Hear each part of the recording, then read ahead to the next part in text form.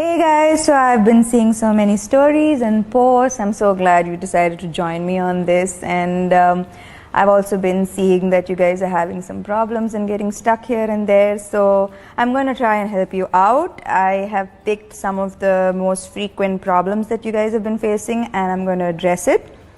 So the first problem that you guys have been facing is how to deal with pests. Okay, there's no 100% foolproof solution to pests because this is their home as well.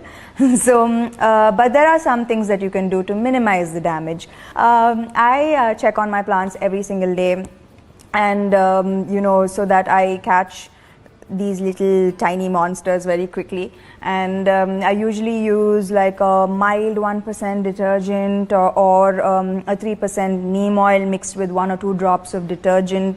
And if there are big pests like caterpillars, then you have to get handsy and remove them and pick them out. Yes, it gets a little icky, but yeah.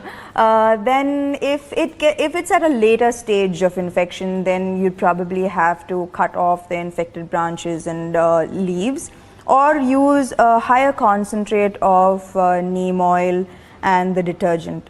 I hope this helps, but again, it's fine.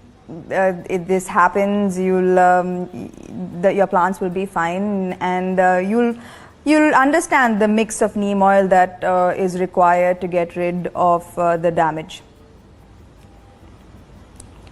Then number 2, where can we procure good seeds?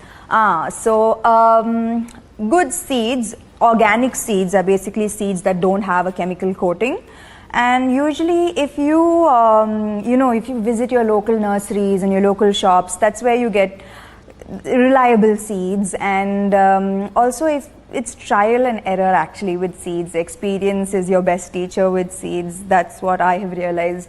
I can't really guarantee, but I think nurserylife.com is also a very reliable source. And the third question is, why are the roots rotting in germination stage?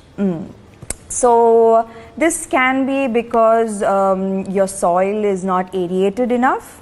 So make sure that your soil is a little loose and it can breathe, and also there's a good drainage system. So usually I use grow bags, so sometimes you tend to overwater it and then you're drowning the plants. So with grow bags, the excess water always drains out.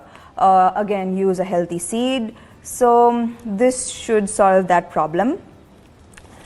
The fourth question, what are the best practices to gain maximum results during germination? I think I did this in the seeding video, is don't sow your seeds too deep, 1 or 2 centimeters, and keep them covered for a few days, for 3 days, and don't overwater. And after 5 days or a week, then you can shift them to direct sunlight.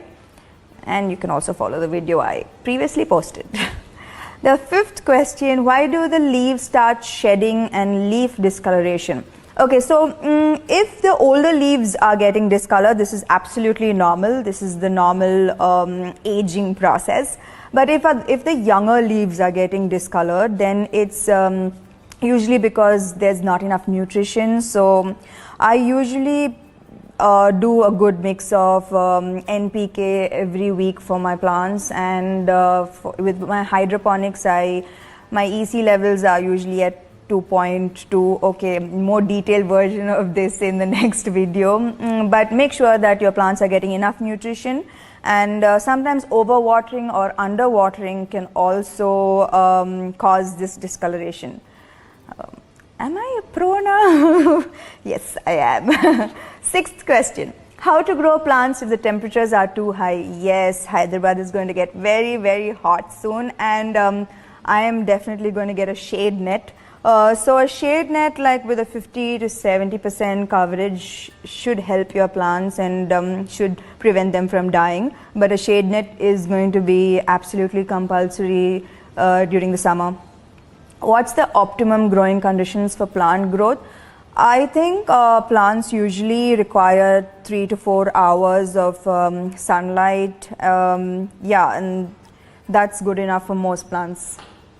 I hope that has answered some of your questions, and I hope now you're ready to plant again and to take that chance again.